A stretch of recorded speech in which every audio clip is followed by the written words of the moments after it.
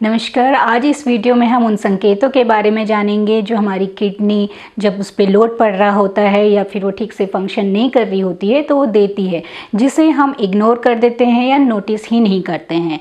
तो इन संकेतों को जानना बहुत ज़रूरी है, क्योंकि अगर ये संकेत हम ध्यान से नहीं देखेंगे तो ये बाद में बहुत गंभीर रूप धारण कर सकती है, क्योंकि किडनी हमारी बॉडी का एक बहुत इंपॉर्टेंट ऑर्गन है। इसकी देखरेख करना, इसकी देखभाल करना हमारे लिए बहुत ज़रूरी है। तो इन संकेतों को जानने के लिए इस वीडियो को पूरा अंत तक देखिए और मेरे साथ बने रहिए।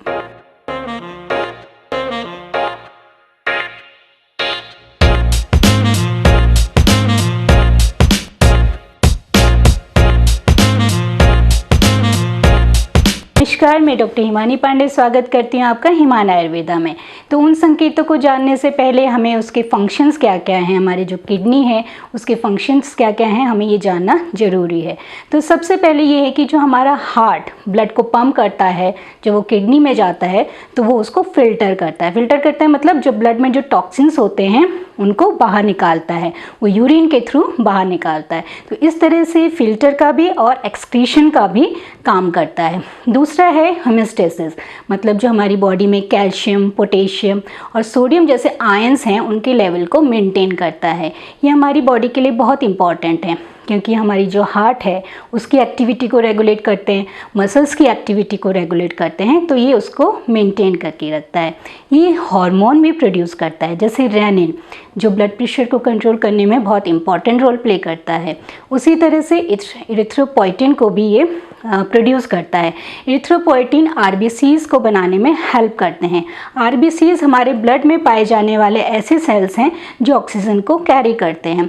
अगर इरिथ्रोपोइटिन की कमी हो जाएगी या कुछ डिस्टर्बेंस हो जाएगा, इसमें ये ठीक से प्रोड्यूस नहीं होगा, तो उससे क्या होगा कि आरबीसीज जो ऑक्सीजन को कैरी करते हैं वो कम हो जाएंगे, और अगर वो ब्रेन में ऑक्सीजन कम पहुंचेगी तो चक्कर तक आ सकते हैं, फेंट तक आ सकता है। अगर मसल्स में ऑक्सीजन सप्लाई पूरी नहीं होगी तो वहाँ पे मसल्स में वीकनेस, थकान जैसे हो सकती है। उसी तरह से विटामिन 3 का जो एक्टिव फॉर्म होता है उसको बनाने में भी हेल्प करता है। तो विटामिन डी हमें पता है कि क्या करता है, हमारे बोन के फंक्शन के लिए बहुत ज़रूरी है। तो ये जो भी लक्षण, जो संकेत हमें किडनी देता है वो इन्हीं के डिस्टर्बेंस पे ही डिपेंड करता है। तो सबसे पहले अब हम ये देखते हैं कि वो संकेत क्या क्या हैं। अगर किडनी डिस्टर्ब होती है, अगर उसका फंक्शन डिस्टर्ब होता है, तो सबसे पहले हम देखेंगे कि यूरिनरी चेंजेस आते हैं। जो यूरिन है या तो आपको बहुत जल्दी होगी या फिर बहुत मात्रा में होगी, जिसको पॉलीयूरिया कहते हैं, या फिर कम होगी थोड़ी, जिसको ओलिगोयूरिया कहते हैं, या फिर एन्यूरिया जिसमें बहुत कम यूरिन होती है। तो ज़्यादातर पॉलीयूरिया, ओलिगोयूरिया देखने को मिलता है। उसी तरह से आपकी जो यूरिन है उसका कलर आप देखिए कि चेंज तो नहीं हो रहा है। तो जो नॉर्मल यूरिन का कलर होता है वो पेल येलो होता है। पेल येलो क्यों होता है? क्योंकि ब्लड में एक ऐसा पिगमेंट पाया जाता है जिसको यूरोक्रोम कहते हैं, उसकी वजह से होता है। अब किडनी क्या करता है, ये जो ब्लड में यूरोक्रोम पाया जाता है उसको बाहर निकालने का, फिल्टर करने का काम करता है।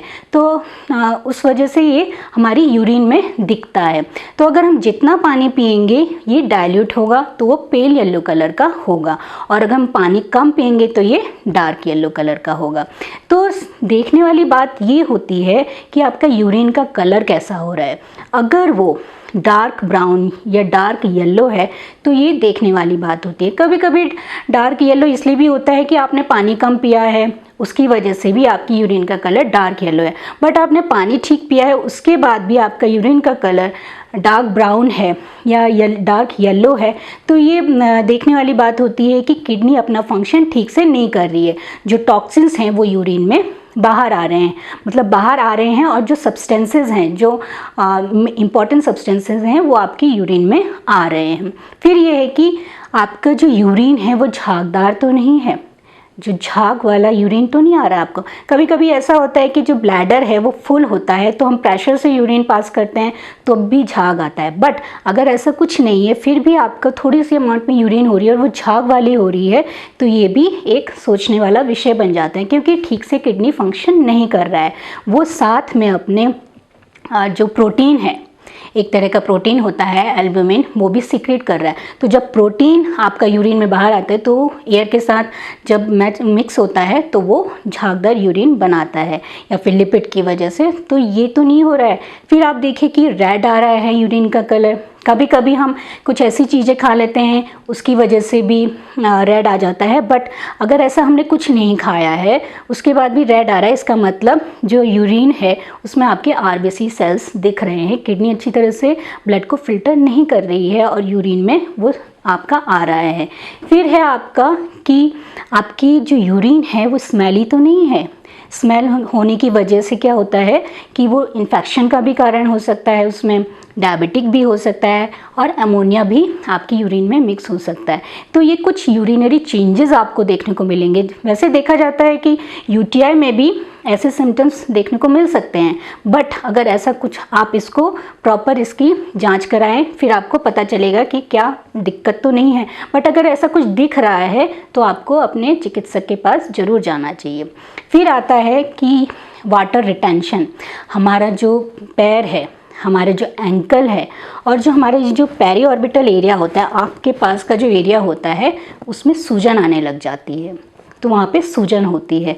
तो क्या होता है कि जब किडनी ठीक से फंक्शन नहीं कर रहा होता है तो वो जो है यूरिन में प्रोटीन भी निकालने लग जाता है। ठीक है, प्रोटीन निकालेगा तो वहाँ पे क्या होगा, ब्लड में जो ऑन्कोटिक प्रेशर होता है वो कम हो जाएगा। कम हो जाएगा तो वहाँ पे पानी भर जाएगा। तो इसका मतलब ये है कि किडनी ठीक से फंक्शन नहीं कर रहा है। तो अगर आपकी स्वेलिंग दिख रही है एंकल में या फीट में या पेरी ऑर्बिटल एरिया में तो किडनी की जांच कराइए। वैसे अदर फैक्टर्स की वजह से भी स्वेलिंग आ सकती है पैर में, बट आप इसको एक विषय सोचिए कि कहीं किडनी जो है ठीक से फंक्शन कर रही है या नहीं कर रही है।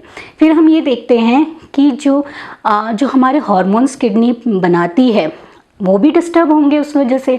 तो जैसे अगर रेनिन डिस्टर्ब होगा, रेनिन ठीक से प्रोड्यूस नहीं होगा तो जो ब्लड प्रेशर है वो अनकंट्रोल हो जाएगा, बीपी आपका बढ़ेगा।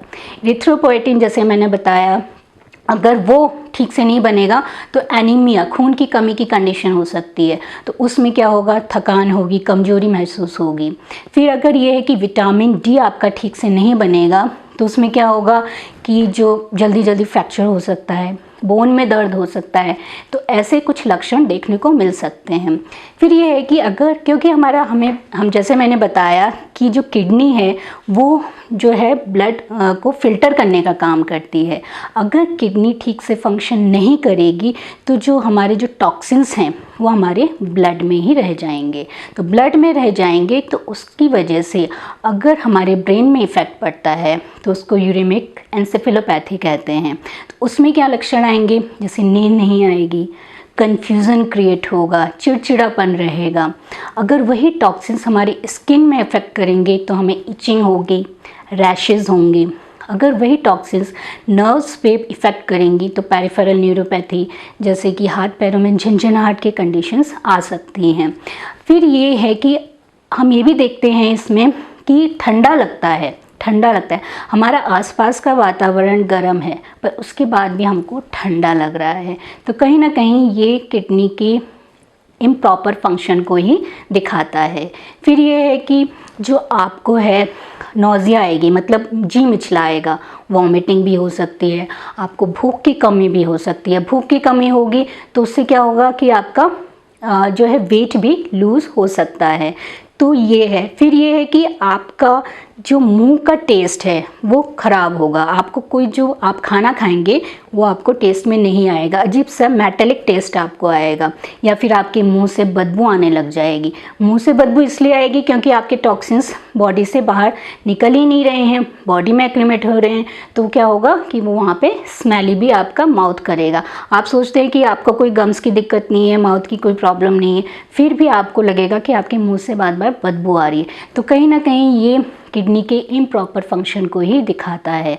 तो ये कुछ ऐसे संकेत हैं जो हमारी बॉडी जो किडनी है वो देना शुरू कर देती है कि कहीं ना कहीं आपको दिक्कत है। तो इसलिए इसको इनिशियल स्टेज में ही अपने जो नियरेस्ट जो चिकित्सक हैं उनके पास जाएं, वो आपका टेस्ट कराएंगे, यूरिन टेस्ट कराएंगे जिसमें रूटीन माइक्रोस्कोपिक टेस्ट होता है, किडनी फंक्शन टेस्ट जिसको हम रेनल फंक्शन टेस्ट भी कहते हैं वो भी होता है। तो हम इसमें कुछ चीज़ें देखते हैं, जैसे यूरिन में हम एल्बुमिन क्रेटिनिन का लेवल देखेंगे और ब्लड में हम आयंस के साथ साथ हम यूरिया और क्रेटिनिन का लेवल देखते हैं। तो कुछ ऐसे लेवल्स होते हैं जो हम फाइंडिंग्स देखते हैं कि कहीं किडनी इफ़ेक्ट तो नहीं हो रही है, क्योंकि किडनी जो है आपका एकदम से आपको सिम्टम्स नहीं दिखाती है। जब वो ज़्यादा ख़राब हो जाती है तब पता चलता है पेशेंट को, मतलब डॉक्टर्स को, जब वो पेशेंट जाता है कि हमको इतनी ज़्यादा दिक्कत हो रही है तब पता चलता है। तो अगर हम स्टार्टिंग में ही इन सब को कंट्रोल में कर लें तो हमें किडनी के जो दुष्प्रभाव हैं उससे हम बच सकते हैं। तो इस वीडियो में मैंने यही बताने की कोशिश की है कि हम कैसे सचेत रह सकते हैं और अपनी किडनी को बचा सकते हैं। और अगर आपको ये वीडियो पसंद आया है तो प्लीज़ ज़्यादा से ज़्यादा शेयर, लाइक, सब्सक्राइब करिए और हमारा मार्गदर्शन बढ़ाइए। और आप हमें फेसबुक, इंस्टाग्राम और लिंक्डइन से भी कनेक्ट कर सकते हैं। धन्यवाद।